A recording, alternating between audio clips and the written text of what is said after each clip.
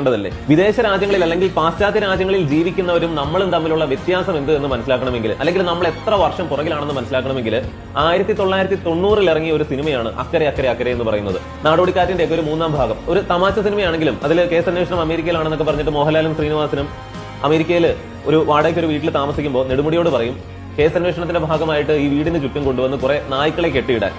അപ്പൊ നെടുമുടി വേണു പറയുന്നുണ്ട്, അമേരിക്കയെ കുറിച്ച് നിങ്ങൾ എന്താണ് കരുതിയത്? ഈ പട്ടി ഒന്ന് ഉറക്കെ കുറച്ചാൽ അയൽവക്കക്കാരെ ന്യൂസൻസ് എന്ന് പറഞ്ഞ് കംപ്ലൈന്റ് കൊടുക്കുകയും പോലീസ് നിങ്ങളെ പിടിച്ചുകൊണ്ട് പോവുകയും ചെയ്യും. അതായത് അയൽവക്കത്തുള്ള പട്ടി കുറച്ചാൽ ആ ശബ്ദം പോലും മറ്റൊരാൾക്ക് ശല്യമാകരുത്. അത്രമാത്രം മനുഷ്യന്റെ സ്വകാര്യതയ്ക്കും സമാധാനത്തിനും ഒക്കെ പ്രാധാന്യം കൊടുക്കുന്ന രാജ്യങ്ങൾ. ഏത് വർഷമാണെന്ന് ഓർക്കുക, അല്ലെങ്കിൽ അതിനു മുൻപേ തന്നെ ആ നിയമങ്ങളൊക്കെ അവിടെയുണ്ട്. ഇവിടെ എന്താണ് ഈ വർഷം, ഈ 2024 സംഭവിച്ചുകൊണ്ടിരിക്കുന്നത്? രാവിലെ അമ്പലത്തിൽ നിന്ന് ഒരു പാട്ട്, പള്ളിയിൽ നിന്ന് വേറൊരു പാട്ട്, ഇടയ്ക്ക് വാങ്കുവിളി.